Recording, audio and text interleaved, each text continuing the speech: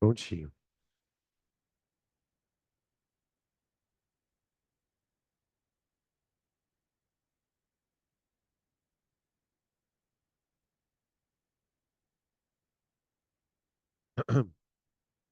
Vocês mexeram no ar-condicionado? Ah, sabia. Você quer matar a gente de calor, né? Ah,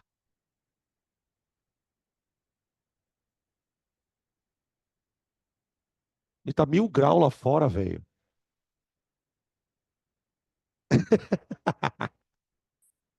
Eu adoro isso. Não, e vocês são tão friorentos que você acaba. No intervalo, vocês ficam tomando sol aqui, né? É hora do banho de sol, Paty. Esse é o regime diferenciado, só meia hora de sol por dia.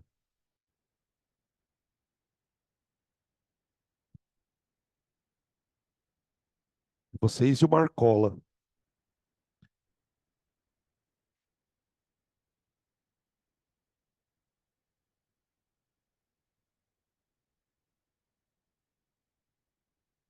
Pronto, vamos lá então, gente. Ó, a gente começou a estudar a gente começou a estudar orgânica. Vou fazer meio que uma retrospectiva bem rápida, né, do que a gente já fez. Primeira aula de orgânica foi uma aula totalmente dedicada a entender a história da hibridização do carbono. A gente falou sobre os tipos de hibridização. Obrigado, valeu. A gente falou dos tipos de hibridização e as consequências do carbono sofrer hibridização, sp3, sp2, sp, ressonância. Falamos sobre ligação sigma, ligação pi, toda aquela parte estrutural. Isso, aula 1. Aula 2, hidrocarbonetos. Falamos de alcano, alceno, discutimos algumas regras básicas de nomenclatura. Não perdemos muito tempo naquela parte mais chatinha de met, et, prop e but. Pegamos o básico. Terceiro encontro de orgânica, a gente começou a estudar as funções já oxigenadas.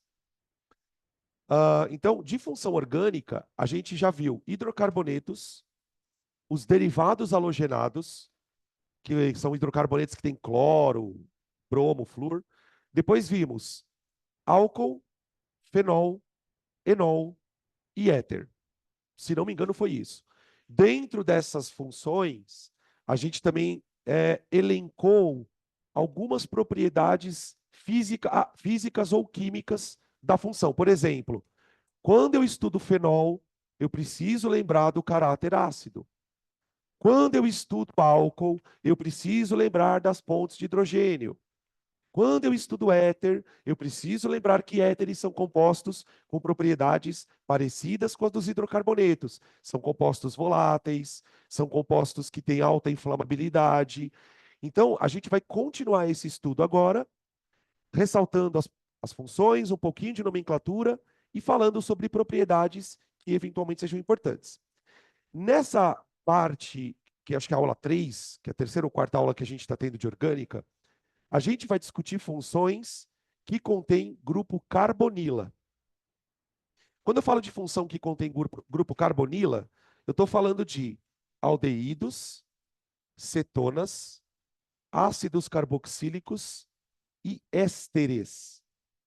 Então, dentro desse grupo de funções que tem carbonila, a gente vai falar de 4.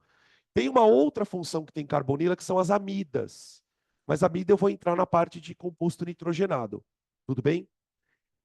Aqui a gente vai falar bastante coisa, sobretudo quando eu for falar de ácido carboxílico e éster. Tá bom? Bom, então vamos começar falando primeiro da carbonila. O que é carbonila? Carbonila é o nome que a gente dá para esse grupo aqui, ó. Né? A gente volta e meia fica falando grupo, né? Grupo metil, grupo hidroxila, grupo não sei o que lá. Grupos, gente, são formas de você falar que são pedacinhos de moléculas, tá? Então, carbonila é isso aqui. Tá, o que eu preciso saber sobre a carbonila antes da gente entrar nas questões das funções especificamente? O carbono tetravalente está fazendo uma dupla com oxigênio. O que vai diferenciar os compostos, aldeído, cetona, ácido, é o que está ligado na carbonila. Tudo bem? Gente, olha para essa ligação aqui. Esse carbono, ele tem que hibridização. sp2. Então, ele é um carbono sp2. Então, significa que compostos que têm carbonila têm no carbono uma geometria trigonal plana. Então, aqui eu tenho uma ligação, C dupla O, e duas outras ligações, as três formando lá o ângulo de 120 graus. Uma outra coisa que a gente precisa começar a definir aqui, porque isso vai gerar outras situações, é o seguinte. Essa ligação é uma ligação bem polar. Bem polar. O oxigênio é um elemento com eletronegatividade alta. O carbono, por outro lado, já tem uma eletronegatividade menor. Então, aqui existe uma região na molécula com alta densidade eletrônica e uma região com baixa densidade eletrônica. Essa ligação ela está polarizada. Aqui, os elétrons, aqui eu tenho 4 elétrons, certo? São 2 pares de elétrons. Esses pares de elétrons, eles passam mais tempo perto do oxigênio do que perto do carbono. Por que isso aqui é muito importante? Que você saiba. Porque daqui a pouquinho nós vamos começar a estudar reação orgânica. E uma das reações mais importantes que a gente tem na orgânica envolve carbonila, que é a reação de esterificação. E eu preciso que vocês guardem uma informação. Como esse carbono ele tem uma baixa densidade eletrônica, ou seja, ele tem uma polaridade positiva, esse carbono ele consegue atrair coisas negativas. Ele tem afinidade por coisas negativas. Quando um carbono tem afinidade por coisas negativas, a gente vai dar um nome para ele. A gente vai falar que o carbono da carbonila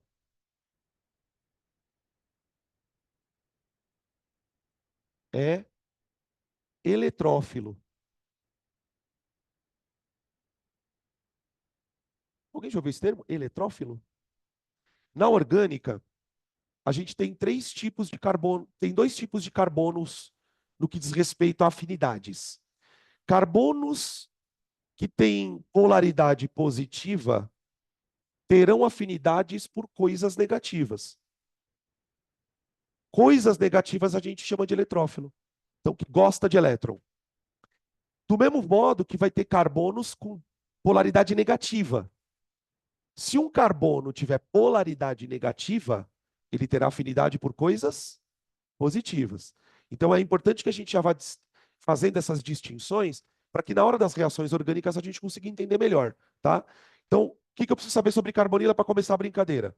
Geometria trigonal, carbono sp2 e o carbono é eletrófilo, ou seja, possui afinidade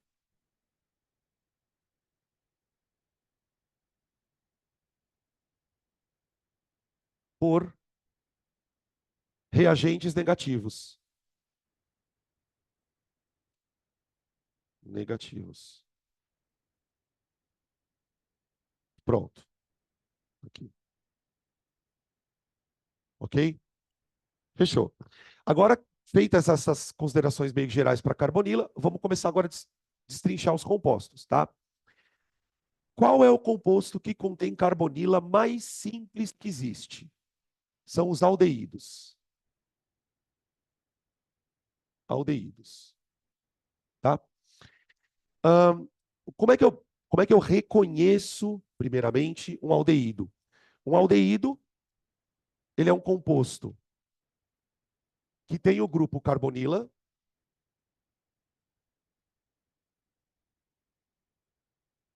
necessariamente ligado a um hidrogênio. Tudo bem? O hidrogênio é monovalente. Então, se eu ligo uma carbonila a um hidrogênio, eu fico com uma ligação sobrando aqui. Esta ligação sobrando eu vou representar aqui como R. O que é esse R, basicamente? Ele é uma cadeia carbônica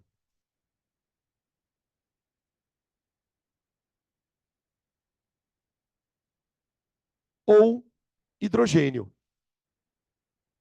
Que aí, se for o hidrogênio, você tem um aldeído mais simples que existe, né?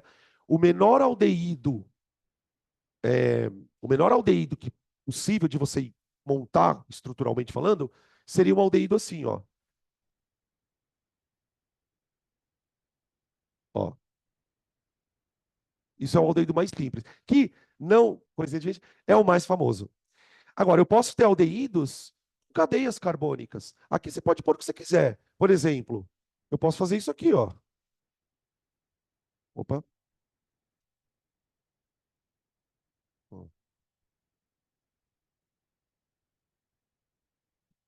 tá vendo? Diferença de um aldeído para o outro. Aqui um aldeído com dois hidrogênios. Aqui um aldeído com hidrogênio, que é característico, e um grupo metil. Pode ter anel aromático. Tá? Tem um outro aldeído também meio que famoso. Eu estou colocando alguns aldeídos aqui, tá, gente? Que daqui a pouco a gente vai dar nome para eles. Ó, esse aqui também é bem famoso, ó. Ó, aqui eu já tenho um aldeído com anel aromático, tá? Um outro aldeído,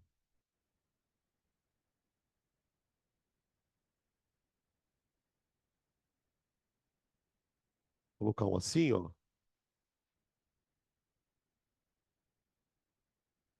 Ó. Aqui eu teria um dialdeído, tá vendo? Dialdeído. Aqui. Este e esses daqui. Já vamos dar nome para eles, vai. Pelas regras de nomenclatura da IUPAC, a gente diferencia as funções pela terminação do nome. No caso dos aldeídos, a terminação ou o sufixo é ao. Tudo bem? Aí a regrinha se mantém. Prefixo para número de carbonos, infixo para os tipos de ligação, dupla, tripla, enfim, e a terminação ao. Tá? Só lembrando um detalhe: todo aldeído tem uma carbonila. Então, em todo aldeído, eu tenho um carbono fazendo uma dupla com oxigênio, tá? Essa dupla com oxigênio, gente, ela não entra no nome. Então, por exemplo, se eu pegar esse aldeído aqui, ó, e quiser dar nome para ele, eu vou fazer basicamente isso, ó.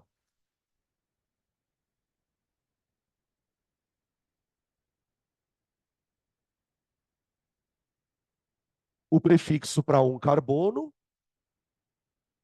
an-al, metanal. Esse é o aldeído mais simples que existe, tá? Esse aqui, ó, estou dando nomes oficiais, tá? Daqui a pouco eu vou vir com os nomes usuais, que aí começa aquela show de horror. Aqui eu tenho um aldeído com dois carbonos. Os dois carbonos fazendo ligação simples entre si. Então eu vou escrever etanol. Só um parênteses, tá? Vocês não sabem como é desagradável dar essa aula para o aluno de segundo ano. Vocês já sabem por quê, né? Eu falei, etanol. Etanol. Enfia o dedo no cu, cacete. Nossa, tô toda. É sério, gente, você não tem noção. Juro, né? Não sei o que, etanol. Puta que pariu, velho. Esse aqui já é um pouco mais chato de dar nome. Por quê? Porque eu tenho um anel aromático. Nesse caso, a gente vai ter que dar um ziriguidum aqui. Por quê? O grupo funcional vai servir como cadeia principal, porque essa cadeia é ramificada. Então eu vou imaginar o seguinte: eu tenho um aldeído de um carbono, cujo nome é esse aqui, ó, ligado a um anel aromático. Então, assim, quando o anel aromático é uma cadeia principal, a gente chama ele de benzeno. Só que aqui o anel aromático não é a cadeia principal. A cadeia principal é isso, ó. Quando o anel aromático é tratado como ramificação, ele tem um outro nome. A gente vai chamar isso aqui, ó, de fenil. Então, o nome desse aldeído aqui é fenil metanal.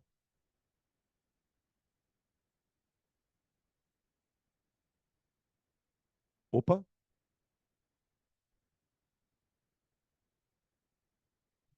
tá?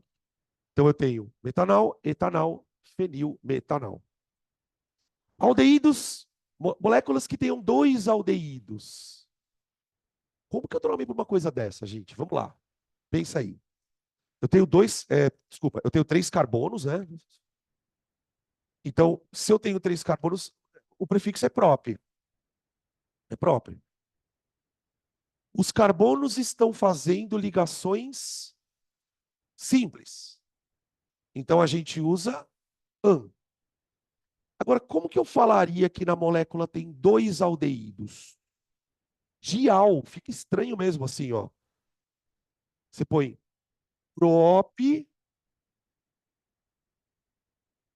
aí vem an, e aí eu escrevo dial. Dial. Aqui, para evitar esse encontro de consoantes, aí o PAC recomenda que você coloque a letra O. Então fica aparecendo um pouquinho só o nome de um hidrocarboneto, tá vendo? Ó? Propanodial, tá bom? Mas esse O em si, ele não tem nenhuma função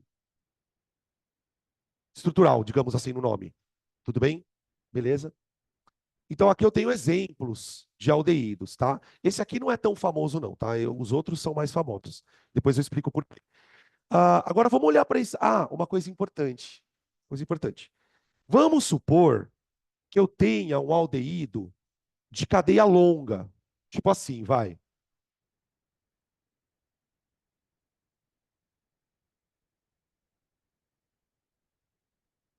Ó,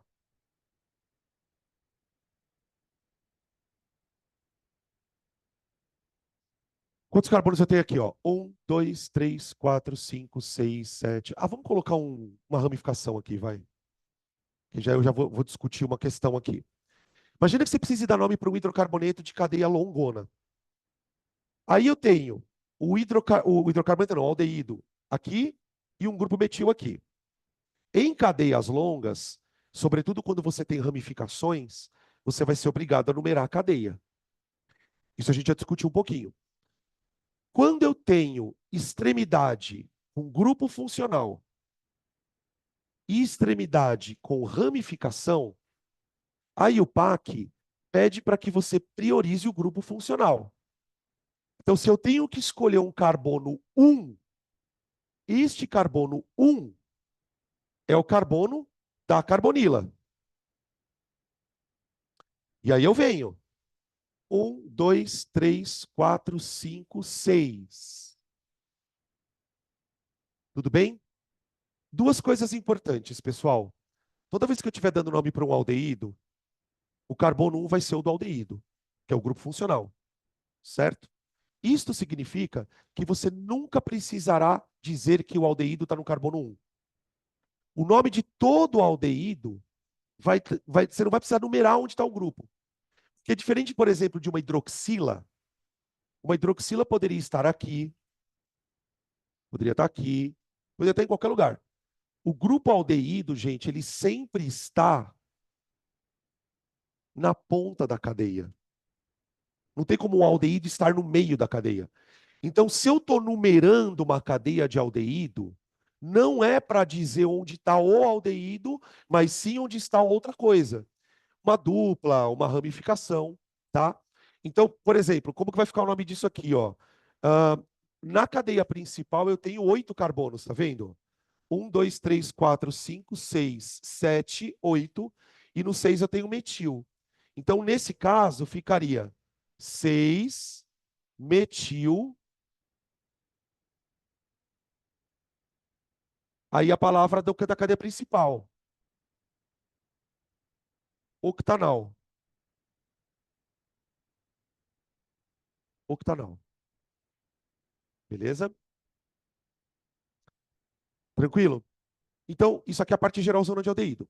Vamos falar um pouquinho sobre propriedades de aldeído. Aqui não tem muito o que se falar, não, tá, gente? Ahn,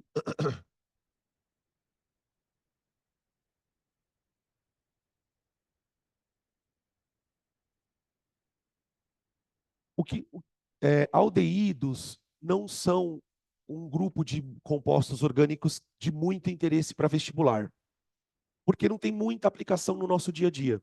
Quando vocês forem estudar, quem for para a área da saúde e for estudar bioquímica, vocês vão ouvir falar bastante de aldeídos, né? Por exemplo, fazer uma ponte com a biologia.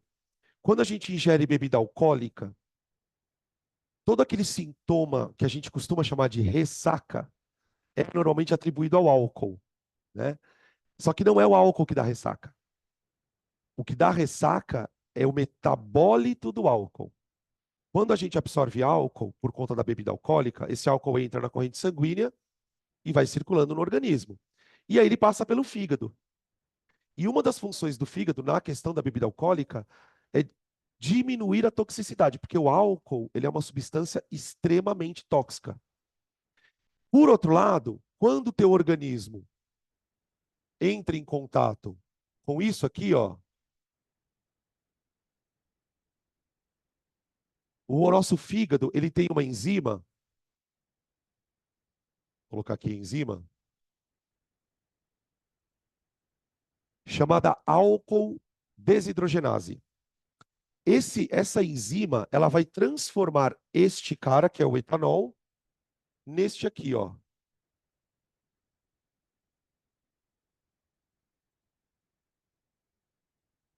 Ok? Esse composto, ele é um pouco menos tóxico do que o etanol. Só que, por outro lado, embora seja um composto menos tóxico, ele é um pouco menos polar que o álcool. O grupo hidroxila, pessoal, é um grupo mais hidrofílico do que uma carbonila. Por quê? Por que que o grupo hidroxila é um pouco mais hidrofílico que a carbonila? Duas palavras. Três. Ponte de hidrogênio. A hidroxila, ela faz ponte de hidrogênio. O grupo, acho que está acabando a bateria. Peraí, gente. É, acabou.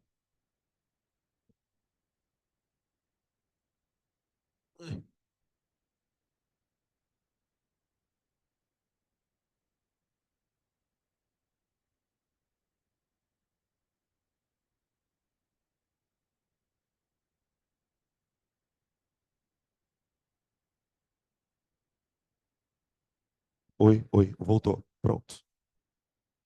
Gente, o grupo hidroxila, como eu estava dizendo, ele é um grupo capaz de realizar pontes de hidrogênio. O grupo carbonila, ele é um grupo polar, mas não tanto quanto a hidroxila. Por que que eu estou contando isso? Porque o aldeído, ele tem uma propensão maior de se acumular em tecidos gordurosos. O nosso fígado tem gordura. Por menos que tenha, tem gordura. E aí o que acontece? O fígado transforma o etanol em aldeído, ok? Diminui a toxicidade. Só que também diminui a rapidez com a qual você libera esse composto. É mais difícil do seu corpo liberar um composto que não é muito solúvel na água. Ele vai se acumulando nos tecidos gordurosos. Então a ressaca ela acontece pela intoxicação por aldeído. A dor de cabeça, o enjoo, o arrependimento, ele acaba vindo por causa do aldeído, tá? Mas vamos olhar pelo lado bom. Se não fosse isso, você morreria, né? Toma o primeiro porre, você ia morrer. Porque o álcool ele é depressor do sistema nervoso. Então, se você tem uma intoxicação muito violenta por álcool, você pode inclusive ter parada cardiorrespiratória. Ele vai deprimindo o sistema nervoso, inclusive o sistema nervoso autônomo. Tanto é que, não sei se vocês já ouviram falar de casos de pessoas que entram em coma de tanto bebida que toma. A pessoa apaga, simplesmente e ela pode vir a morrer, tá? Ela pode ter uma parada cardíaca por conta disso, beleza? Então, fica atento com essas questões. A gente vai ver na parte de reações orgânicas que isso aqui é uma oxidação. É uma oxidação. Então, o teu organismo oxida o álcool para transformar ele num composto menos tóxico. Por isso que pessoas que bebem recorrentemente, que tem problemas com alcoolismo, acabam tendo uma sobrecarga hepática, que o fígado não aguenta, de tanto álcool que ele vai recebendo, recebendo, recebendo, tá? Beleza? Então a gente pode falar assim, ó, de propriedades de aldeídos, são compostos menos hidrofílicos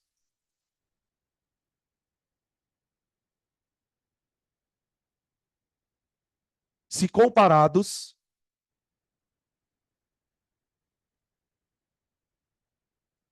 com álcoois de mesmo tamanho.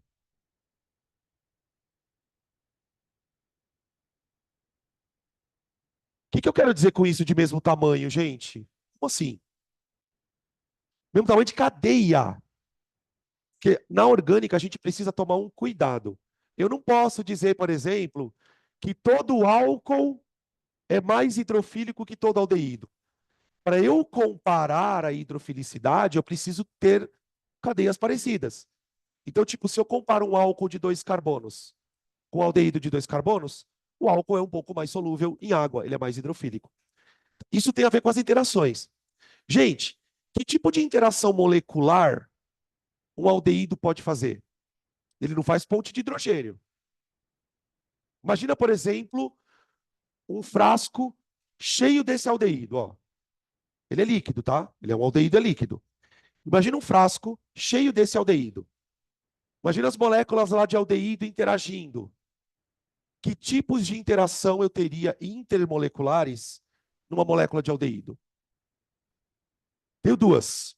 Eu tenho dipolo permanente aqui, ó, e na cadeia carbônica, dipolo induzido. Então, ó, interações moleculares predominantes. Interações moleculares predominantes.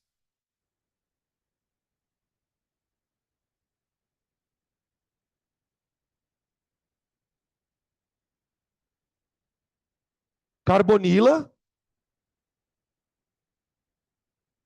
dipolo, ou dipolo permanente, né? Vou colocar dipolo permanente. Pronto. E a cadeia carbônica, dipolo induzido.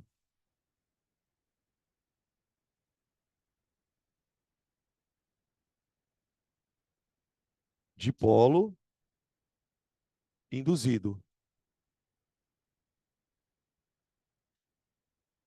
Tá bem? Então aqui vale aquela máxima. Um aldeído é hidrofílico ou hidrofóbico? Qual a resposta? Padrão. Depende do tamanho da cadeia. Aldeídos de cadeia pequena, hidrofílicos. Um, dois, três carbono. Passou de 4 carbono para cima, começa a ter problema de solubilização. Começa a ter problema de solubilização. Tudo bem? Beleza?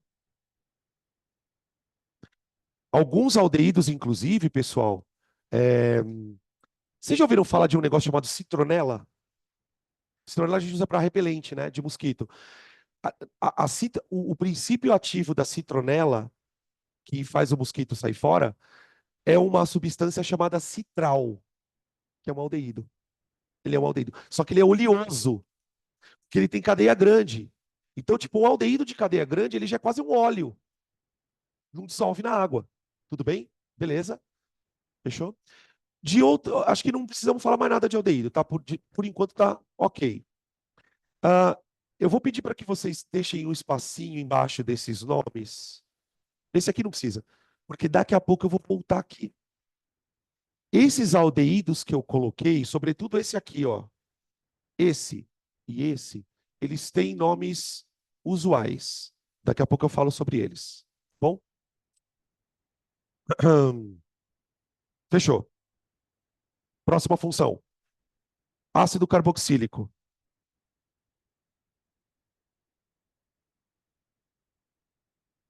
Oi,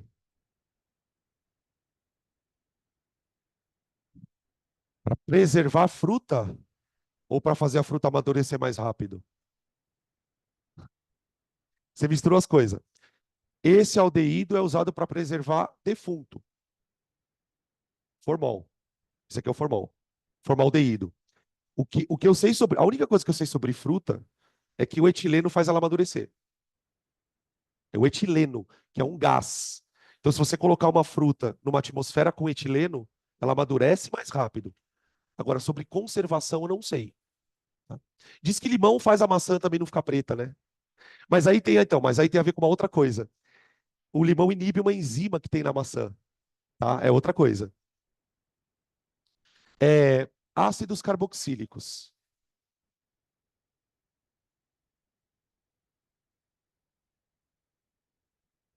Tá. A diferença entre um aldeído e um ácido carboxílico é o que está ligado na carbonila. Aldeído, carbonila com hidrogênio. Muito bem. Nos ácidos carboxílicos, eu tenho carbonila mais hidroxila. Gente, carboxila. Isso chama carboxila. Só o C dupla O é carbonila. Com a hidroxila vira carboxila. Então, isso aqui é o grupo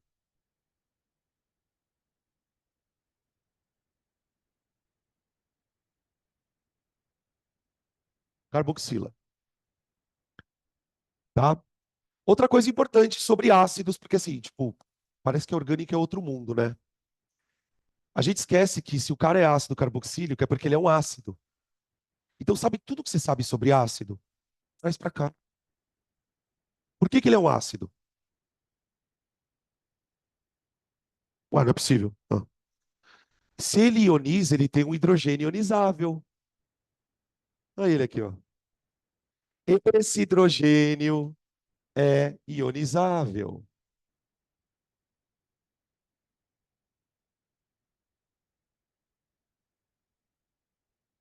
Então, ele pode reagir com base. Ele pode fazer dupla troca. Daqui a algum tempo, você vai estar calculando o pH disso aqui. Tudo que eu sei sobre ácidos vale.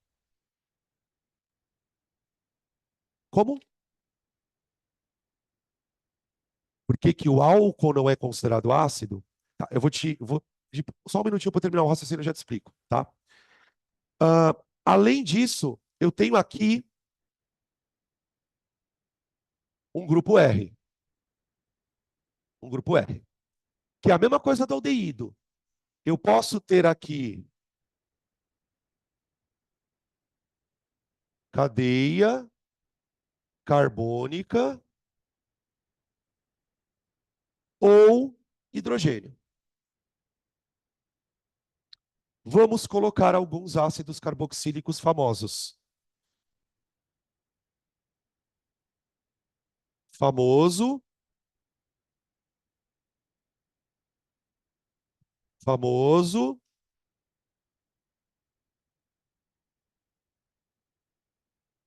Peraí, não vai rolar.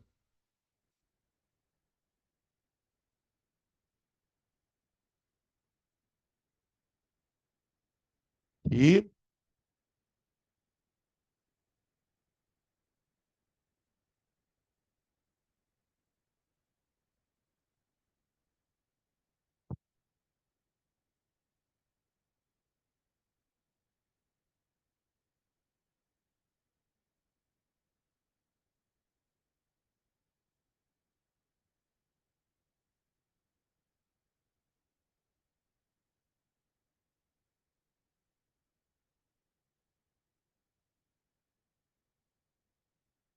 pronto. Já falo sobre a questão do álcool, tá? Não esqueci ela, não. É que eu já quero tirar essa parte de nomenclatura que é chata da frente. Depois a gente fala do resto. Bom, assim como todo composto orgânico, eu vou diferenciar os ácidos de outras funções pela terminação no nome. Então, no caso de ácido, a gente faz aquela regrinha meio misturada com a da inorgânica. Porque, tipo, todo ácido tem que ter o nome ácido na frente. Certo? Então, a regra é a seguinte: ácido, tananã, Óico. Ácido, tananã, óico. Nesse tananã vem o prefixo com o número de carbonos e o infixo, eventualmente na presença de ligações ali duplas ou triplas. Tá bem? Então vamos lá. Começar com as nomenclaturas. Ácido carboxílico com um carbono só. Ácido metanóico. Tudo bem? Gente, comentáriozinho parênteses. Antes de existirem regras de nomenclatura da IUPAC, essa coisa de MET, ET, PROP e BUT, a nomenclatura dos ácidos, ela tinha uma regra meio própria. Os cientistas acabavam dando o nome dos ácidos normalmente usando uma palavra que se referia à fonte de obtenção daquele ácido. Por exemplo, se você já teve aula de ácido carboxílico na sua vida, você já deve ter ouvido o professor de química orgânica falar que esse ácido aqui pode ser chamado também de ácido fórmico.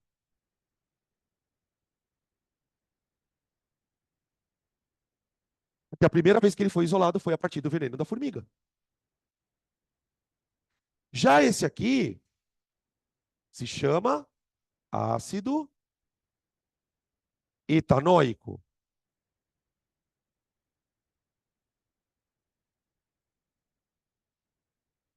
Esse aqui, quando você põe na sua língua, você tem aquela sensação de azedo. Como que fala azedo em latim?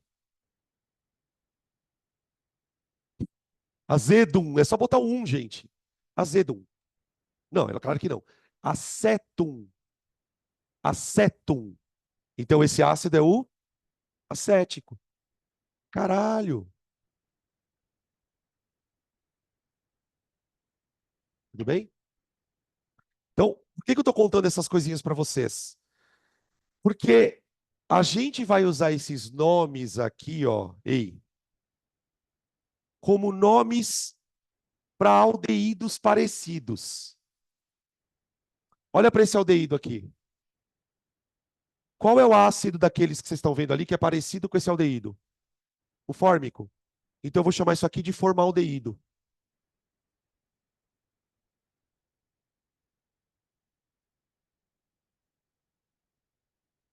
Então, se você ouvir o termo formaldeído, é única e exclusivamente porque a estrutura dele é parecida com a do ácido fórmico.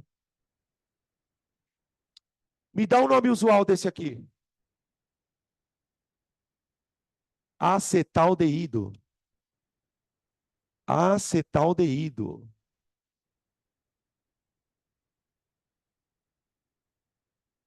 Tá bem? Deu para entender o lance?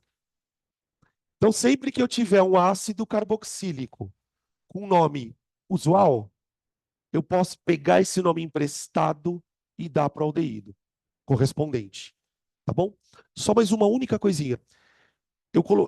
Vocês já ouviram falar que isso aqui é o formol, né? Na verdade, o formol em si não é esse cara. É ele misturado com água. A solução que a gente chama de formol é, na verdade, uma solução de formaldeído com água. Tá? O formaldeído é uma substância extremamente tóxica. Então, você não conseguiria, por exemplo, fazer uma aula de anatomia se você mergulhasse uma peça de cadáver no formol puro. Não daria. Então, eles misturam com água. Tá? Vocês já sentiram o cheiro disso aqui? Já foram no laboratório de anatomia? É horroroso, gente. Dói o crânio até. É um cheiro assim muito horrível. Não é que ele é ruim o cheiro em si, mas ele irrita, né? Agora vamos dar nome para esse ácido aqui. Vamos ver se vocês conseguem sozinhos dar nome para este ácido. Dica, dica. Olha como que eu dei o nome para o aldeído. Quando eu precisei dar nome para o aldeído, eu tratei o anel como um fenil, né? Ah, eu vou fazer a mesma coisa ali. Vou fazer a mesma coisa. Então vai ser assim, ó. Ácido,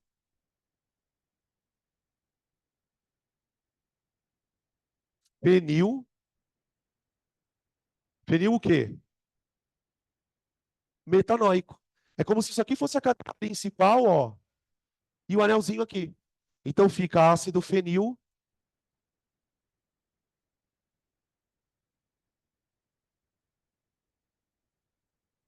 Olha lá. Tá? Esse ácido também tem nome usual. Esse aqui, ele é conhecido como ácido benzoico.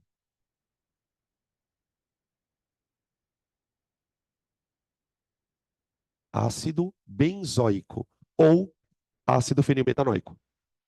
Beleza? Usual. Pega isso e copia no aldeído. O, o ácido fórmico deu formaldeído. O ácido acético deu acetaldeído. O ácido benzoico vai dar benzaldeído.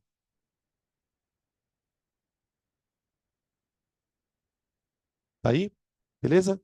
Esses são os famosões, os aldeídos correspondentes a ácidos, tá? Com seus nomes populares. Aí eu coloquei mais dois que vale a pena a gente citar por conta da biologia. Biologia, bioquímica e coisas do gênero. Esse ácido aqui, ele tem duas carboxilas. Então, por exemplo, se a gente fizer a ponte lá com a teoria de Arrhenius, isso aqui é um diácido. Ele vai liberar 2H+. Esse aqui e esse aqui. Então, esse aqui vai ser o ácido. Opa. Aí começa. Et, 2 carbonos. Os 2 carbonos estão unidos por ligação simples. Então é an. Quando a gente precisou fazer para 2 aldeído, eu usei dial. Agora eu vou usar dioico, né? Dioico. Então fica etano, bota o ozinho lá, né? E dioico. Tá? Esse ácido, gente, ele é muito presente em frutas cítricas.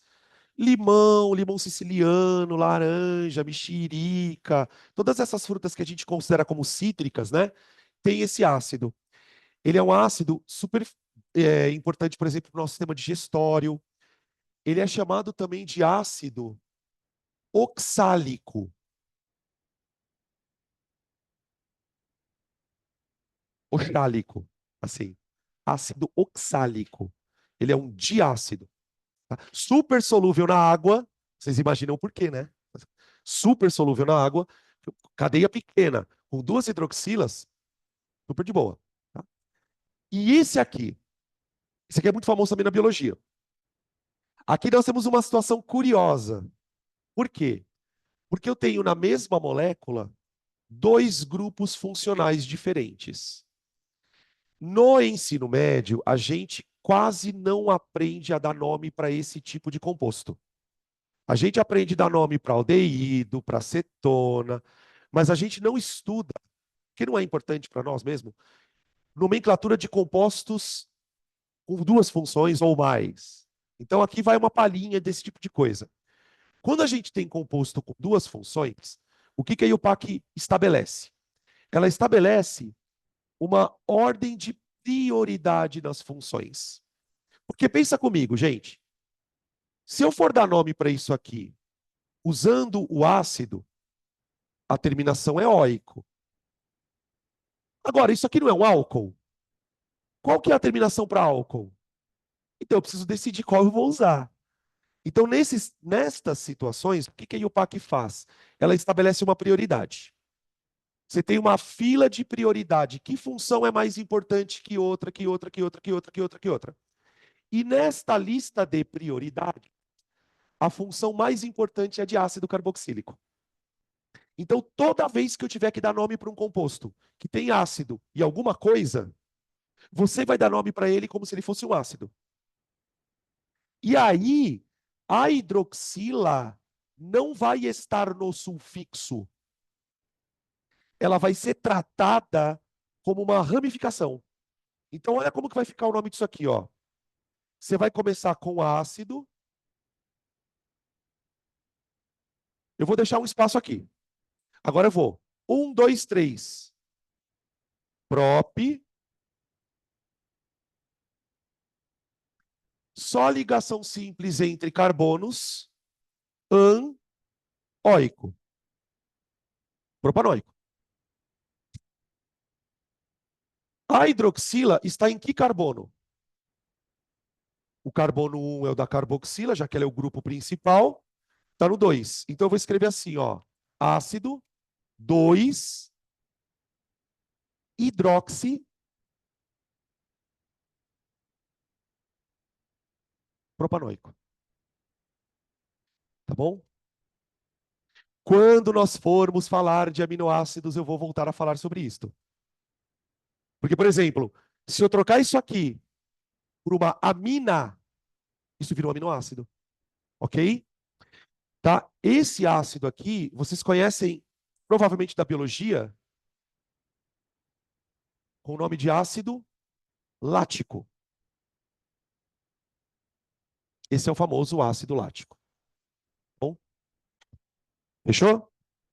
Fechou. Tá. Propriedades. Agora eu vou começar a falar aquele negócio que ele perguntou para mim, tá? Propriedades dos ácidos.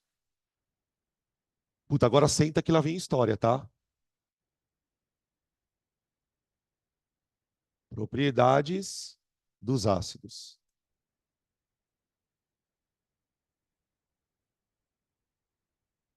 Gente, peraí. Alô? Quando a gente foi falar de propriedades de aldeído, a gente começou falando de solubilidade. Então vamos fazer a mesma coisa com ácido.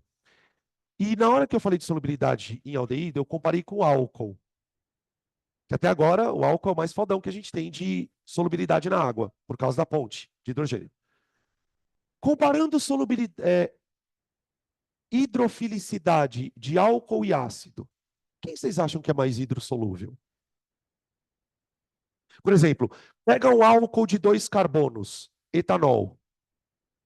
Pega um ácido de 2 carbonos, acético. Quem deve ser mais solúvel? Em água, o ácido. Ah, mas Danilo, ele tem uma hidroxila também, não tem? Tem. Mas essa hidroxila está acompanhada de uma carbonila. O ácido, ele tem a carboxila sozinha, ela é mais hidrofílica do que a hidroxila sozinha. Então, por exemplo, se eu pego um álcool de 5 carbonos e um ácido de 5 carbonos, o ácido de 5 carbonos é um pouco mais solúvel na água do que o álcool. Então eu vou escrever assim, ó. Ácidos são mais hidrofílicos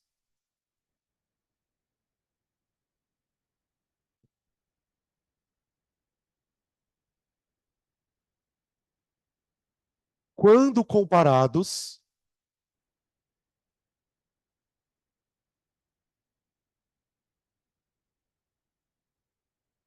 com álcoois de mesmo tamanho.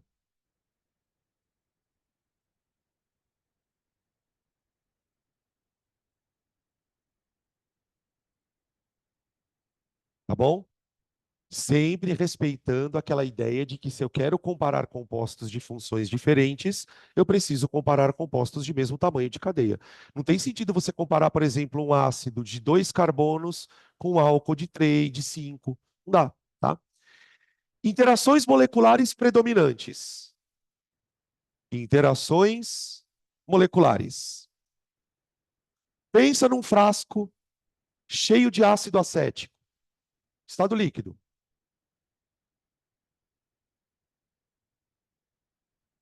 Você vê que louco, né? Porque, só um parêntese aqui, uma reflexão que me veio na cabeça agora. Eu quero compartilhar com vocês. Tem hidrocarboneto gasoso? Tem hidrocarboneto gasoso? Tem. Hidrocarboneto até 4 carbonos é gás. Tem ácido gasoso? Nem fudendo. E qual é o menor ácido que eu tenho? Líquido. Vocês estão entendendo onde eu quero chegar com isto? A história da interação molecular. Composto que faz ponte de hidrogênio não é gasoso. Estou falando da orgânica, tá? Estou falando porque a amônia é gasosa. Então, por quê? Porque a ponte de hidrogênio é uma coisa que intensifica as interações. Então, não tem ácido gasoso, não tem álcool gasoso. Eles podem até ser voláteis quando você compara com a água, por exemplo. Mas também comparar com a água é sacanagem, né? Tá? Interações moleculares. Pontes de hidrogênio na parte da cadeia do grupo, né? Pontes de hidrogênio, tá? E a cadeia carbônica pode fazer dipolo induzido.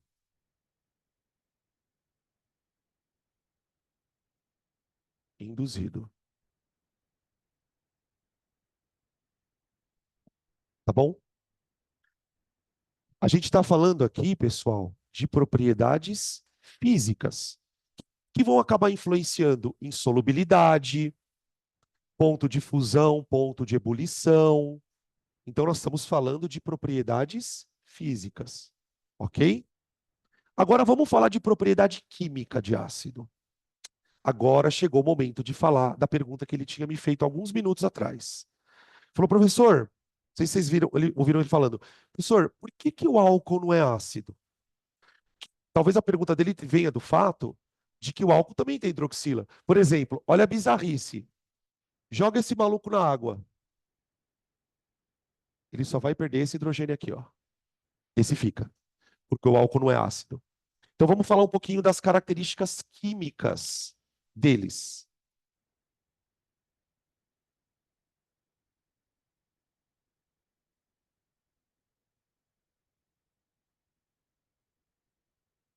Aí eu já vou explicar, dentro daqui eu já explico a história do caráter. Espera aí, acabou aqui.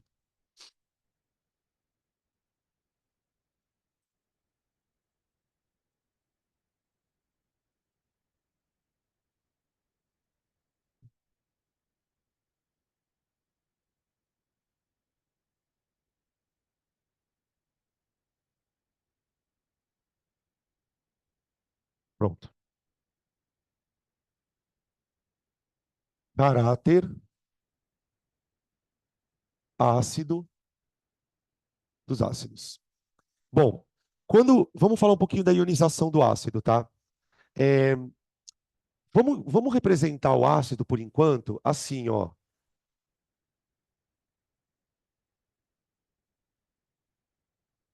Aqui. Qualquer tipo de ácido carboxílico, tá? Vou colocar o ácido na água. Então,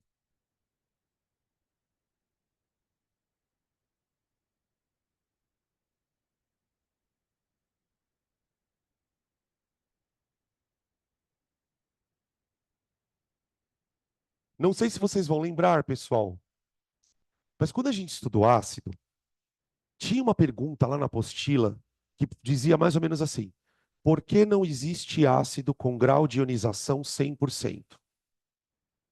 E quando a gente discutiu essa pergunta, uma das coisas que eu falei é que não existe ácido com grau de ionização 100%. Primeiro, né? Desculpa.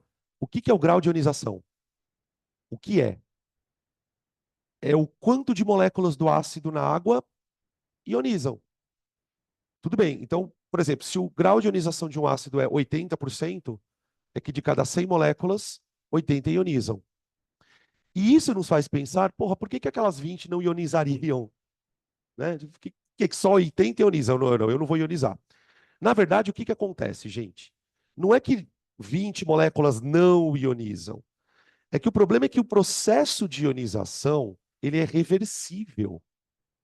Então, tipo, quando o ácido ioniza, o que, que acontece? O H+ sai do ácido e vai para a água. Isso a gente já discutiu. A água, ao receber o ácido, se torna o H3O+, famosão lá. H3 mais, ó. Ó o oxigênio fazendo dativa, mano. Aqui, ó. Vocês percebem como as coisas acabam se conectando, cara? Não tem como. Eu estou usando química inorgânica, as primeiras aulas de ácido. Então, o ácido veio para cá e formou isso. Aí, o que que acontece com essa estrutura? Ela vira um ânion. Toda vez que você põe um ácido na água, o que sobrou do ácido, ele vira um ânion. Sulfato, carbonato, cloreto, enfim. Aí começam a vir as palavras, né? Acetato, benzoato. São ânions do ácido, que seria isso, ó. Bom, R, C, dupla O, O menos. Tá aqui. Aí, a parte difícil da tua pergunta. Toda vez que um sistema é reversível, o que acontece lá dentro é que as reações ficam ocorrendo de maneira concomitante. Então, por exemplo, se eu tivesse como olhar isso aqui acontecendo dentro de um frasco, eu iria ver duas coisas acontecendo ao mesmo tempo. Algumas moléculas disso ionizando e alguns íons voltando a virar ácido. Então, você vai ter sempre lá dentro uma população de moléculas ionizadas e uma população de moléculas não ionizadas. O que não quer dizer que elas tenham que ter a mesma quantidade. Você pode ter um sistema onde 80% está assim e 20% está assim. Agora, o que faz um ácido ser muito forte? Um ácido muito forte não é o que ioniza muito? Para um ácido ionizar muito, essa estrutura precisa ser estável. Quanto mais estável for isto aqui, mais desse cara vai ter lá dentro. Então a coisa funciona assim, ó. Quanto maior a estabilidade do ácido, do ânion formado,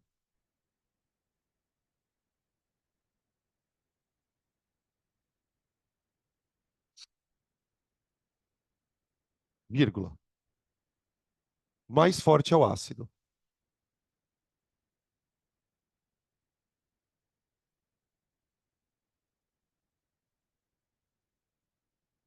Bom, tudo bem. Então significa o seguinte: se nós estamos discutindo que isso aqui é um ácido, é porque, bem ou mal, isso aqui tem uma certa estabilidade. Então eu posso dizer que isso aqui possui estabilidade.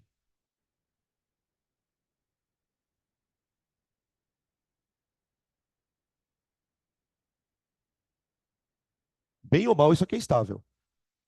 Tá. Aí vem a tua pergunta. Mas, professor, e por que que com álcool isso não acontece? Vamos imaginar um álcool ionizando.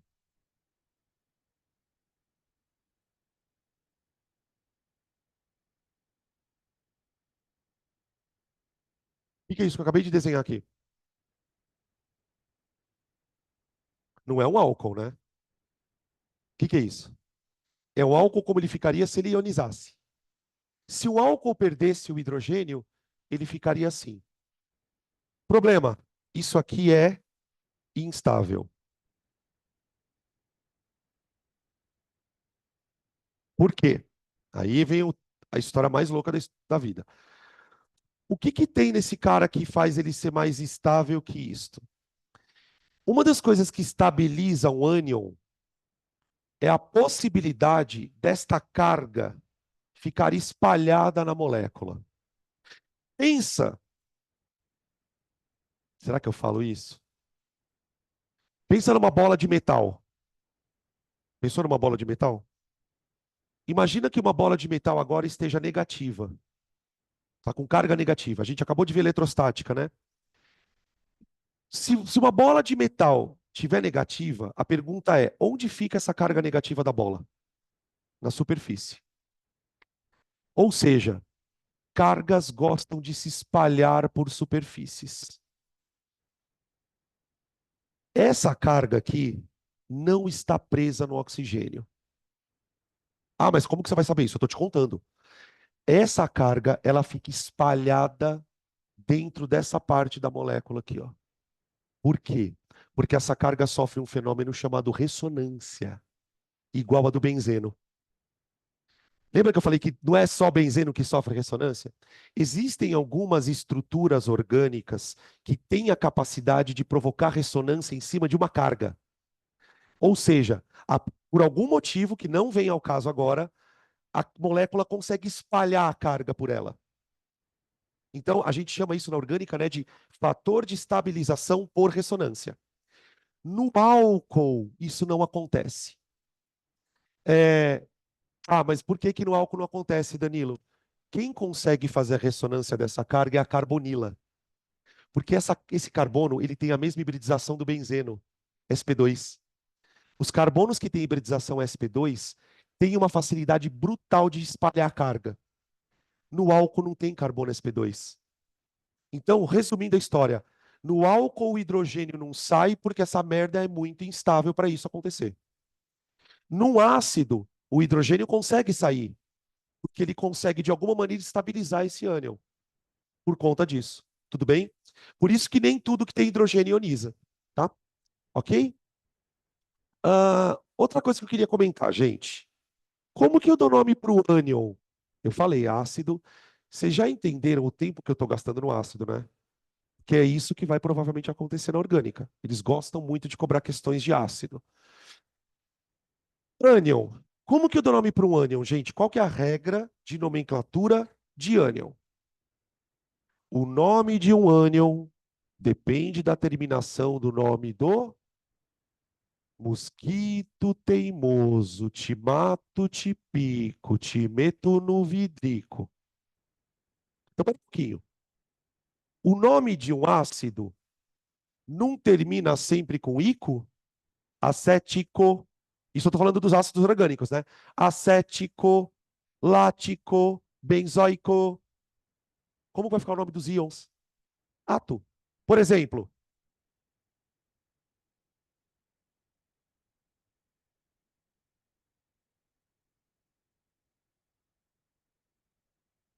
qual é o nome disso?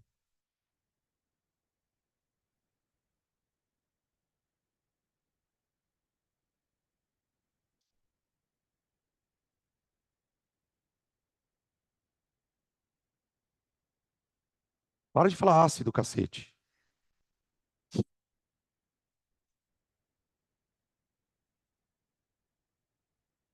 Por que que eu não posso falar ácido? Porque já perdeu o hidrogênio, já era. Então é um ânion. Qual é o ácido que deu origem a isso? É o ácido metanóico. Então fica metanoato. Ou, ou morreram. Formiato. Estranho. Podia ser formato, né? É pior ainda. Mas é formiato. Olha esse.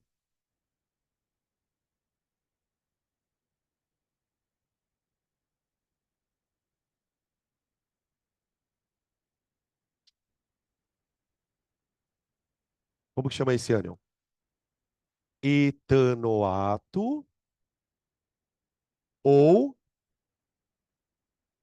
acetato.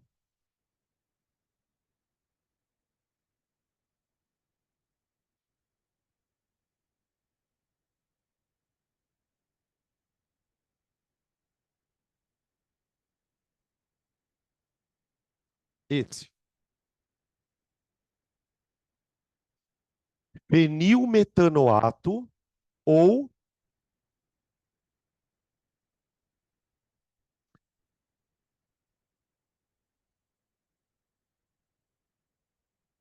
fenilmetanoato.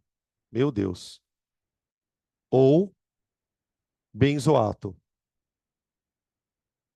É claro, tá, gente, que quando o ácido tem um nome, eu estou pegando de propósitos famosos, que provavelmente vão aparecer em uma outra questão. Então, tipo assim, a palavra benzoato se refere a um ânion do ácido benzóico. Por exemplo, o que que falta aqui para isso aqui virar um sal? Um cátion. Bota um sódio aqui, benzoato de sódio. Bota um potássio aqui, acetato de potássio. São sais orgânicos, pessoal. Um ácido orgânico, quando neutralizado, vai virar um sal orgânico. Faz sentido isso? Da mesma forma que o ácido sulfúrico vira sulfato de alguma coisa, o ácido acético vira acetato de alguma coisa. Tá bom? Quer ver um famoso? Lá da bioquímica? Quando vocês estudam respiração celular, tem esse cara aqui, ó. Os processos metabólicos lá, fermentação. Como que é o nome disso? Lactato. É o ânion do ácido lático. Tá bom? Estou fazendo uma força enorme, pessoal, para trazer o contexto de ácido para vocês, tá? Sem deixar todas essas coisas se perderem na cabeça. Porque a gente fica tão preocupado com o nome que às vezes acaba. Fala.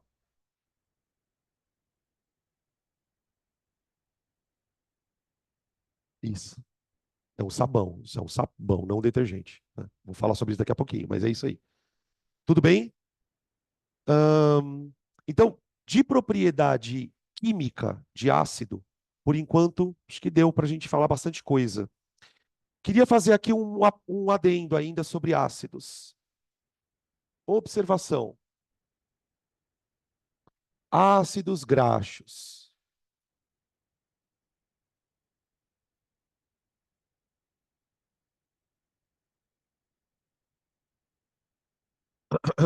Gente, os ácidos graxos são super importantes para gente, para quem está prestando vestibular, porque volta e meia aparece questão disso em biologia, até mesmo na química. A gente, por exemplo, vai falar da parte de saponificação, então vai precisar disso. O termo graxa, dentro da orgânica, ele é usado para moléculas de cadeia longa. Então, por exemplo, aquele material que a gente fala, né, que se usa muito em mecânica para poder lubrificar peças, que é a tal da graxa. O que que é graxa, quimicamente falando? São hidrocarbonetos gigantescos. Então, o termo graxo ele pode ser acoplado a outras coisas de cadeia longa.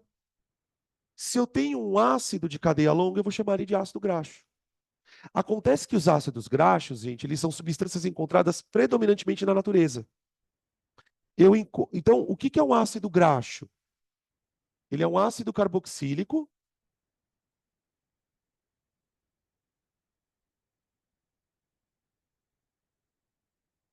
com cadeia carbônica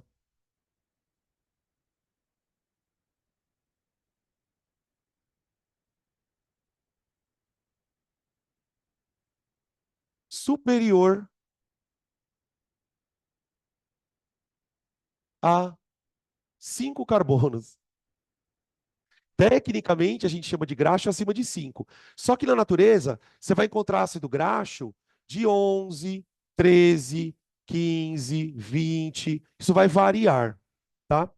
A gente representa, vou pegar um aqui, tá?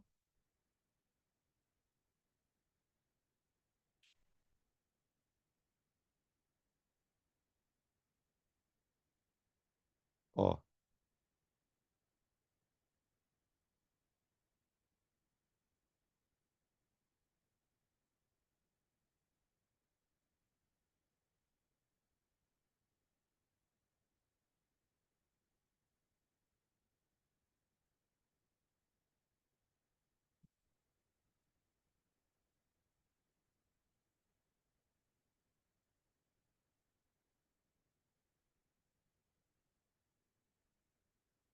só desenhei três, tá?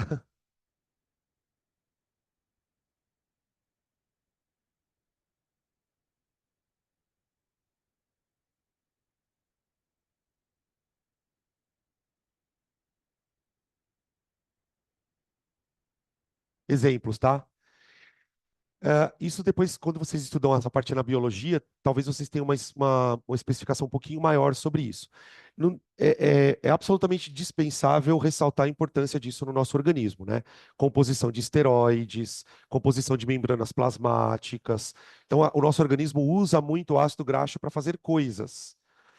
A gente não encontra na natureza ácido graxo. Você não come ácido graxo. Você come gordura. E a gordura, sim, digerida, vira ácido graxo. Por isso que gordura, é claro que a gente precisa evitar bastante do que a gente come de gordura, mas gordura é uma coisa importante para você comer. Se você tira a gordura da sua alimentação, você está tirando fonte de ácido graxo. Você vai ter problema até na composição de baía de mielina, no neurônio. Então, eu tenho, de maneira geral, na natureza, a gente encontra três tipos de ácidos graxos.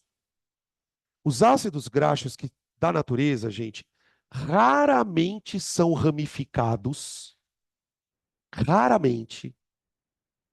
Eles têm números de carbonos ímpares, é um negócio muito curioso.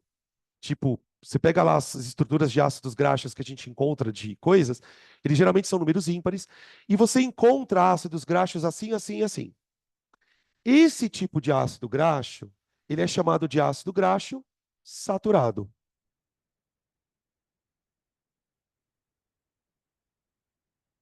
Ah, é a gordura saturada? Não, isso não é gordura. Se você come gordura saturada, você vai ganhar ácido graxo saturado na sua digestão. O que dá digestão de gordura, gente, além de ácido graxo? Glicerol. Lipídio dá ácido graxo e glicerol. Se você come gorduras saturadas, você terá ácidos graxos saturados. Quando um ácido graxo é insaturado, ele pode ter uma ou no máximo duas insaturações, tá? Sei lá por que tipo de processo evolutivo os seres que produzem ácidos graxos vão produzir ou com uma ou com duas duplas. Então você vai ter ácido graxo insaturado e você vai ter os poliinsaturados. Os poliinsaturados. A gente fala poli, parece que tem muito, né? São duas, tá bom?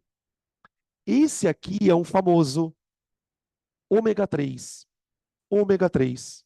Você já deve ter ouvido falar de ácidos do tipo ômega 3. Onde que a gente come bastante ácido ômega 3? Que peixe especificamente é rico pra cacete? Salmão. Sabe que o urso polar adora salmão, né? Ama salmão. Eu também gosto. Pode rir. Quando eu faço a piada é pra rir, gente. Não fica constrangido. Bullying só é bullying quando alguém faz com você na frente de todo mundo. Quando você faz com você mesmo, não. Por que ômega? O que acontece? Quando a natureza produz ácidos insaturados, sei lá por que cargas d'água de processo evolutivo, as insaturações são sempre no final da cadeia. É tudo o mesmo processo metabólico. De tal maneira que quando você vai dizer onde está a insaturação, por exemplo, se eu fosse que dar nome, se eu fosse ter que dar nome para esse ácido, eu teria que numerar a cadeia a partir de que carbono? Desse aqui. Só que lá na biologia os caras não gostam dessa numeração. Lá na biologia eles gostam de numerar daqui, ó. Do último carbono. Qual é a última letra do alfabeto grego? Ômega. Ômega é a última letra. Então, ó, 1, 2, 3. Ômega 3. Ele é ômega 3 porque ele está no terceiro carbono a partir do último. Esse aqui é ômega 3, 6. Tudo bem? Então, quando vocês forem eventualmente usar um suplemento, às vezes você vai fazer um exame ali, a taxa de triglicerídeo não está muito boa, e aí o médico fala, olha, eu vou te dar um suplementozinho de ácido graxo. Você vai ver lá, tem ômega 3, ômega 3, 6, tá? Os ácidos saturados são predominantemente obtidos a partir de gordura de origem animal. As gorduras de origem vegetal, ou no caso específico do salmão, né, que é animal, mas é insaturada, a gente obtém mais esses daqui, tá? A gente ainda vai falar de gordura. É que eu não posso dar o spoiler porque gordura é éster, tá? Escuta, vocês acham que isso aqui dissolve na água? Ho, ho, ho. Sonha. Isso aqui, gente, pensa num ácido fraco. Porque se isso aqui nem dissolve na água, como é que isso aqui vai ionizar? Então, ácidos graxos, gente, são substâncias que, mano, esquece. Esquece. Não dissolve na água. E o estado físico disso? Ou é líquido ou é sólido. Você tem ácidos graxos que são mais sólidos, né? É, você pode perceber que a gordura animal é sólida. A gordura de porco, a gordura de boi são sólidos. Já as gorduras animais são oleosas. Então, o óleo de soja, o óleo de milho, o óleo de amendoim, né? Tem um vegetal que é rico em gordura saturada. Quem? Duas sílabas. Você faz no banheiro de vez em quando. Não é xixi. Coco. Se alguém já viu óleo de coco, o óleo de coco, ele é líquido, mas que ele quer ser sólido. No dia frio, ele está sólido. Esquentou um pouquinho, ele vira líquido. Por que o óleo de coco tem essa característica? Porque ele é mais rico em saturados do que os outros óleos de origem vegetal de maneira geral. Tá bom? Beleza? O que acontece se eu neutralizar um ácido graxo? Por exemplo, imagine isso aqui reagindo com NaOH. O que vai dar? Um sal graxo. Quer ver? Isso não é rodapé de caderno, tá? Não fica com essa cara de, ai, puta que pariu. Tipo, porque já tem gente assim, escuta, você não vai parar de falar de ácido? Não.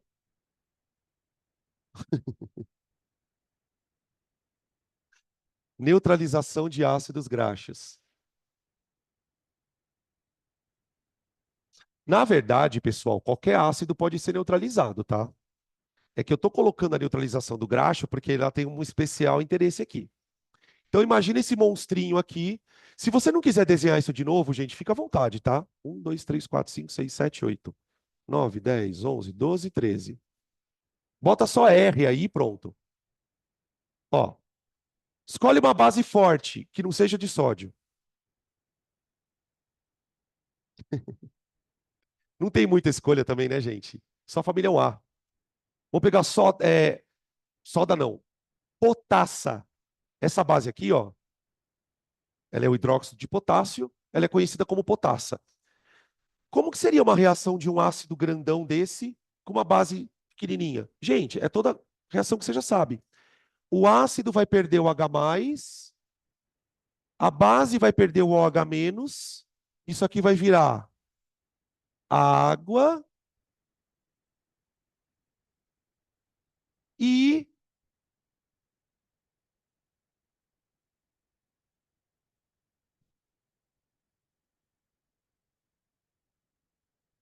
o tanananato de sódio, de potássio. Tanananato, tanananato de potássio. Tá bom? Isso é um sal, mas ele não é um sal qualquer. Ele é um sal de um ácido graxo. Vai, calma aí.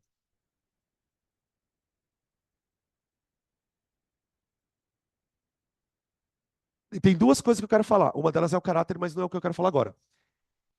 Esse sal tem uma capacidade ímpar de ser muito solúvel em coisas gordurosas e muito solúvel em água. Porque quando você jogar isso aqui na água, o que vocês acham que vai acontecer com isso, gente? Vai dissociar. Dissocia.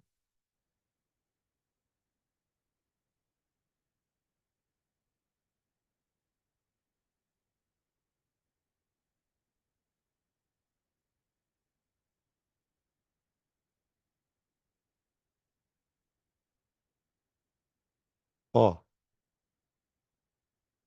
dissociei o sal. Esse cara aqui, ó, é anfifílico. Isso é o sabão.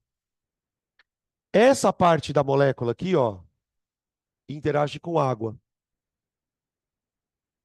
Essa parte aqui interage com a gordura.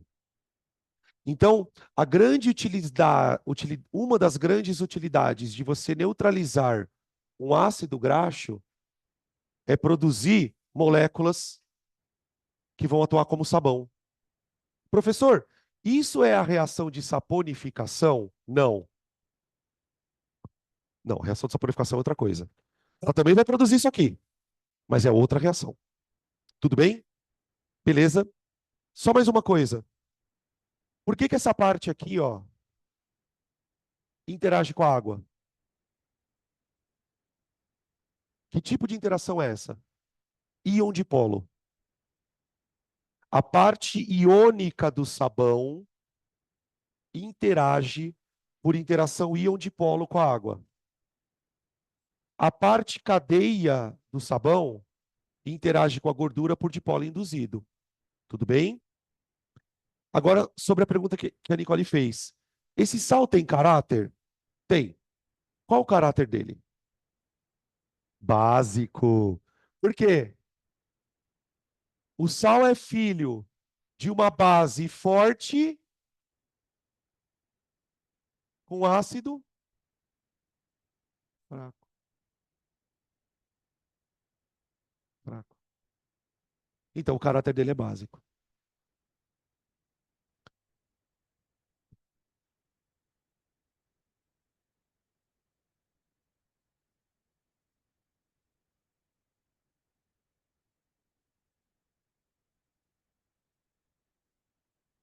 Vocês já ouviram falar de água dura? Nossa, hoje eu tô atacado. Vocês já ouviram falar de água dura? O que é água dura?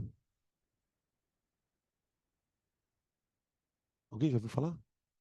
Água dura é uma água com altas concentrações de íons cálcio e magnésio. Em alguns países da Europa, tipo na França, por exemplo, a água que vem lá é uma água bem assim. Por que eu tô contando essa coisa nada a ver, né, cara?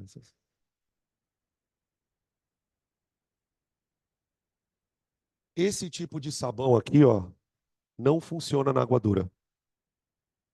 Não. Sabão de... Por isso que eu acho que os franceses não gostam de tomar banho. Eles já sabem que não vai funcionar mesmo. Esse sabão não funciona. Essa pergunta que eu tô fazendo aqui é pergunta de vestibular, tá? Não é pergunta da minha cabeça. Por que que esse sabão não funciona em água dura? Não, não é porque ele é básico. A água dura, ela tem concentrações de cálcio e magnésio. Muita concentração. Daí o termo dura, né? Porque tem muito sal lá dentro.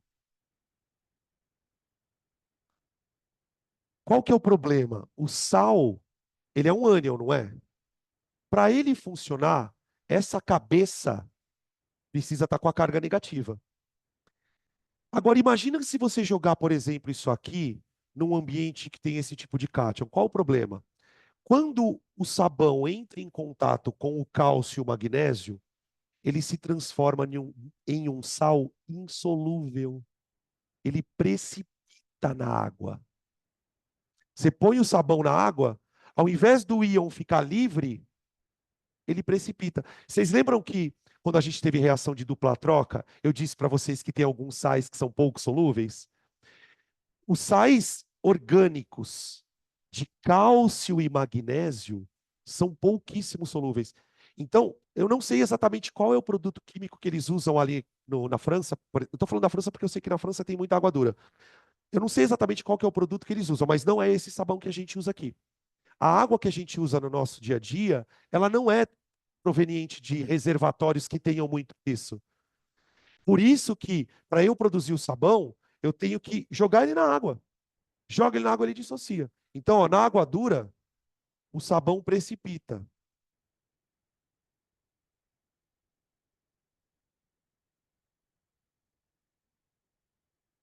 Por isso ele não funciona.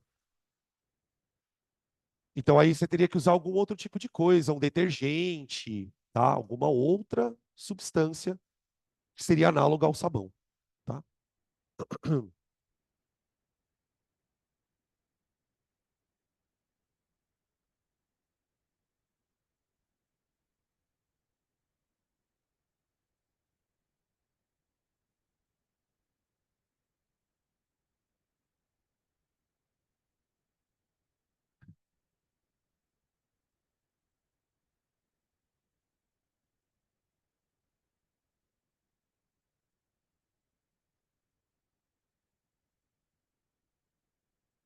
Fechou? Bom, agora eu parei de falar de ácido, tá? Oi.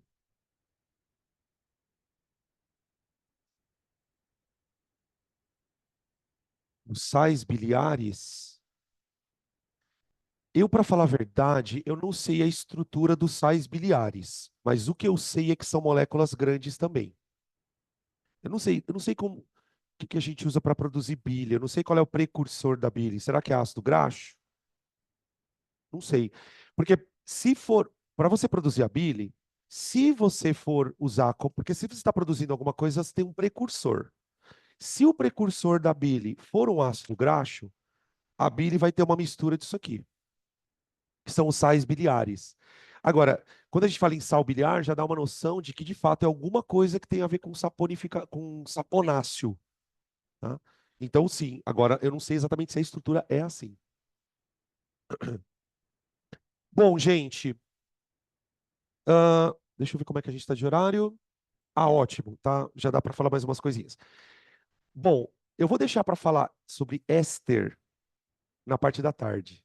Que, cara, éster é mais de 1 hora e meia, só para falar de éster. Então, como a gente tem uma meia horinha, eu vou falar de cetona. Cetona, tá?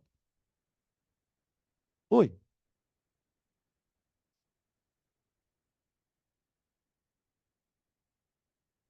Não, é menos.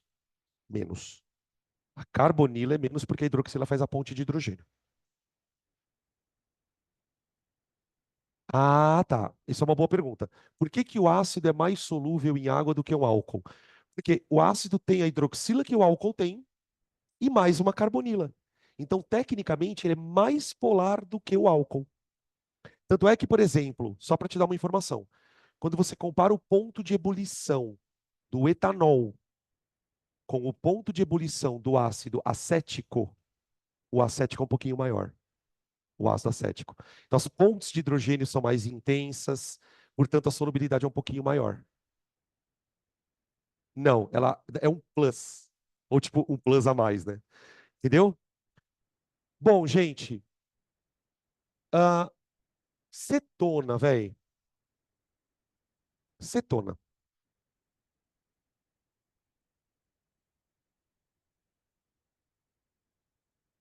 Até aqui, tanto nos aldeídos como nos ácidos, a gente falou de carbonilas na ponta da cadeia, né?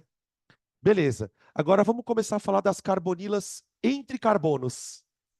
Cetonas são compostos nos quais a carbonila está necessariamente ligada dentro da cadeia carbônica.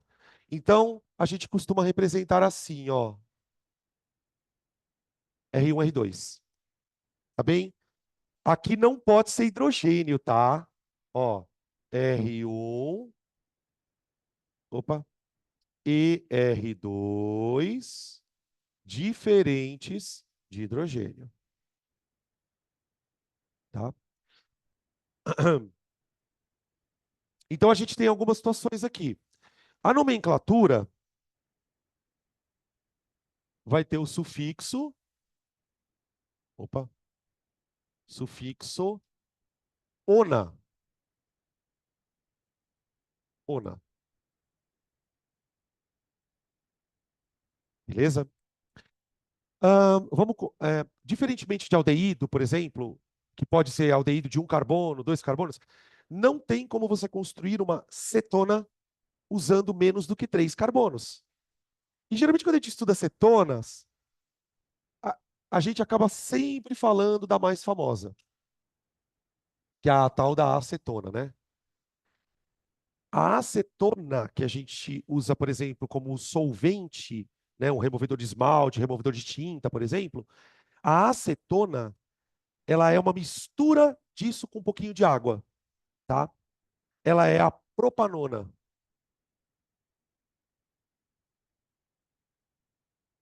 Propanona. Tudo bem? Eu não vou ficar perdendo muito tempo desenhando cetona na lousa, não, tá? Porque elas não tem nenhuma que seja mais famosa do que essa daqui. No entanto, eu queria comentar uma coisa sobre nomenclatura. As cetonas são dadas o nome dessa forma. Tudo bem. Em alguns casos, não nesse só, mas em alguns casos, você pode dar nome para ela usando um outro jeito, que obviamente não será nomenclatura oficial.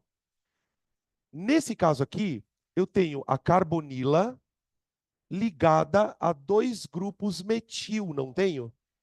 Então, em alguns exercícios, pode ser que você leia isso aqui, ó. Dimetilcetona. Entenderam?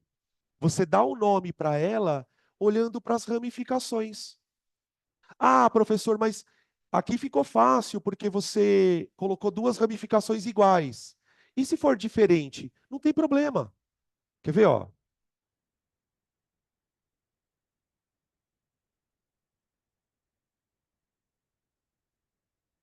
Ó,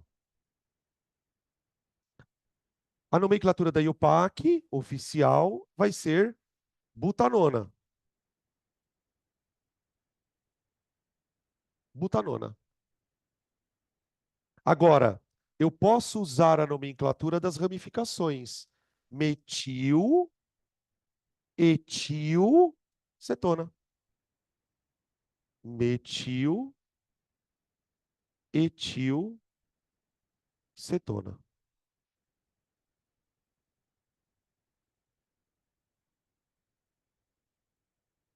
Tudo bem? Agora vamos falar de propriedades, tá, gente? Sem perder tempo com nomenclatura. Propriedades.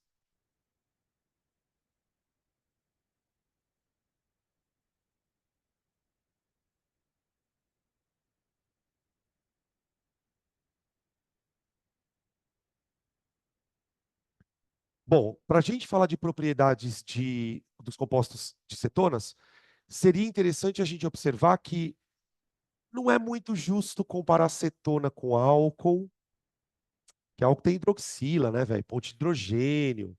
Então é claro que o álcool é mais hidrofílico do que uma cetona de mesma cadeia. Será que é justo também comparar cetonas com ácidos carboxílicos? Não, tem hidroxila. Então, dos compostos que a gente viu de carbonila até agora, qual que é o mais parecido com cetona? Aldeído. A diferença entre uma acetona e um aldeído está onde? Na posição do C dupla O. C dupla O no final, aldeído. C dupla O no meio, cetona. Problema. Quem é mais hidrofílico? Quando a carbonila está na ponta da cadeia, o composto tende a ser mais hidrofílico. Isso eu estou contando para vocês, tá? Isso é uma informação. Então, se eu comparar, por exemplo, uma cetona de 3 carbonos com um aldeído de 3 carbonos, o aldeído é um pouco mais hidrofílico. Então, eu vou escrever assim, ó. Cetonas são menos hidrofílicas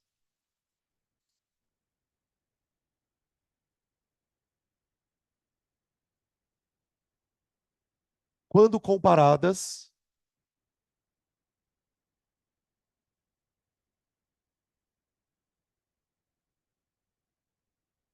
com aldeídos de cadeias de mesmo tamanho. De mesmo tamanho. Tamanho. Tá bom? Beleza. Outra coisa.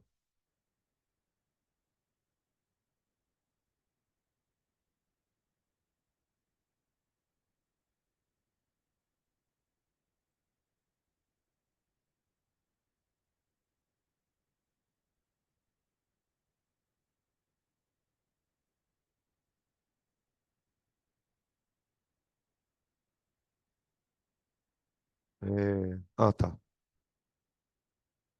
Uhum.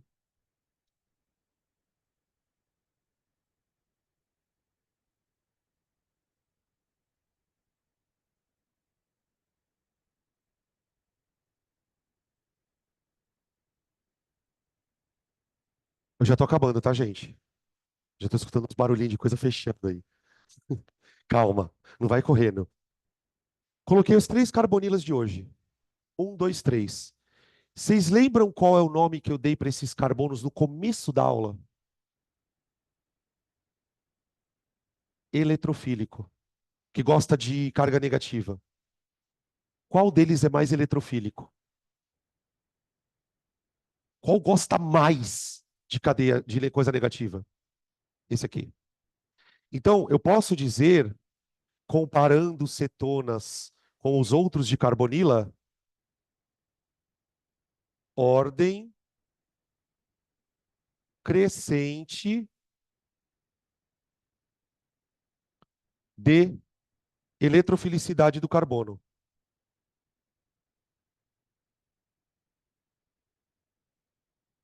Do carbono. Não precisa escrever, tá bom? Isso vai justificar para nós por que que tem tanta reação envolvendo ácido carboxílico na orgânica, tá?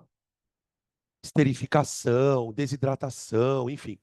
E uma outra coisa que eu queria comentar, essa ordem também é uma ordem crescente de polaridade do grupo funcional. O grupo funcional do ácido é mais polar que o grupo funcional do aldeído, que é mais polar que o grupo funcional da cetona, tá? Então vou escrever aqui também ordem crescente de polaridade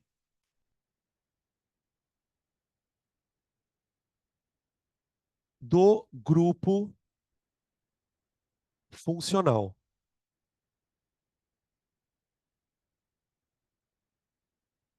tá? Se eu quisesse fazer um ranqueamento de quem é mais polar do que quem, isso é mais polar que isso, que é mais polar que isso, ok? E eu ainda colocaria aqui na frente o OH, tá? O OH e a carboxila são os grupos mais polares que a gente tem, beleza?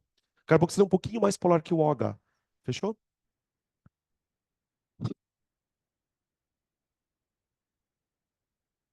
E aí? A minha parte já foi. Tudo bem? Vamos descansar, né? Vamos almoçar. Para quem vier para a aula, 2h30. Hã? Eu acho que vai ser aqui mesmo a aula, viu, gente? Porque a Pri acho que não está dando aula ainda e o Eloy também não tem aula hoje. Vamos ficar aqui nessa sala, tá? Eu mando o link. Se você não quiser assistir a aula da tarde, depois você assiste ele gravada, tá? Beleza?